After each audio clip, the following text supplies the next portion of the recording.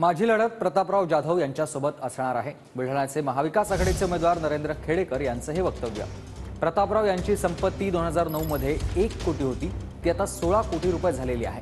खासदारांनी असं काय केलं की त्यांची संपत्ती इतकी वाढली आहे? शेतकऱ्यांच्या मालाचे भाव मात्र अद्यापही वाढलेले नाहीत, असं देखील म्हणत खेडेकरांनी टीका केलेली आहे।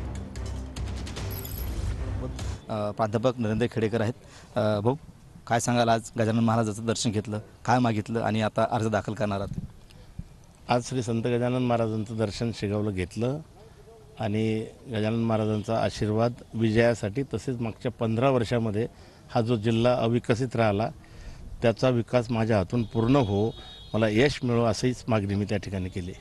आज मोठं शक्ती प्रदर्शन असणार आहे अर्ज भरण्याच्या वेळेला। कोण नेते उपस्थित राहतील साधारण? तर या ठिकाणी शिवसेनेचे नेते, युवा सेनाप्रमुख आदरणीय आदित्यजी ठाकरे साहेब, आमच्या फायर ब्रँड नेत्या सुषमाताई अंधारे आणि अंबादाजी दानवे जे विरोधी पक्ष नेते आहेत हे येणार आहेत। त्याचबरोबर राष्ट्रवादी पक्ष शरदचंद्र पवार गटाचे शरदचंद्रजी पवार यांचे नातू आदरणीय आमदार रोहितदादा पवार हे सुद्धा या ठिकाणी येणार आहेत। बाकी सगळे पदाधिकारी। प्रतापराव जाधव यांनी सुद्धा नामांकन अर्ज दाखल केला, शेतकरी नेते रविकांत तुपे यांनी सुद्धा अर्ज दाखल केला। दोघांपैकी कोणाचं आव्हान असणार आपल्यासमोर? निश्चितपणे केंद्रामध्ये ज्यांचं सरकार मागच्या 10 वर्षापासून सुरू आहे, राज्यामध्ये सगळ्याच पक्षांना तोडून एक महायुती त्यांनी तयार केली।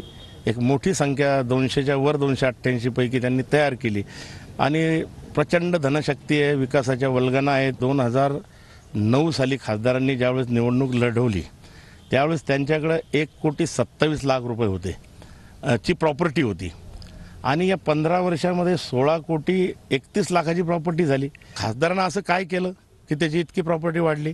शेतकऱ्यांची तर खुंटलीच, पण यांची कशी झाली हा एक कोडं आमच्या समोर सुद्धा या ठिकाणी निर्माण झालं आहे। कॅमेरामन साई कायरवारसह गणेश सोळंकी, TV9 मराठी, बुलढाणा।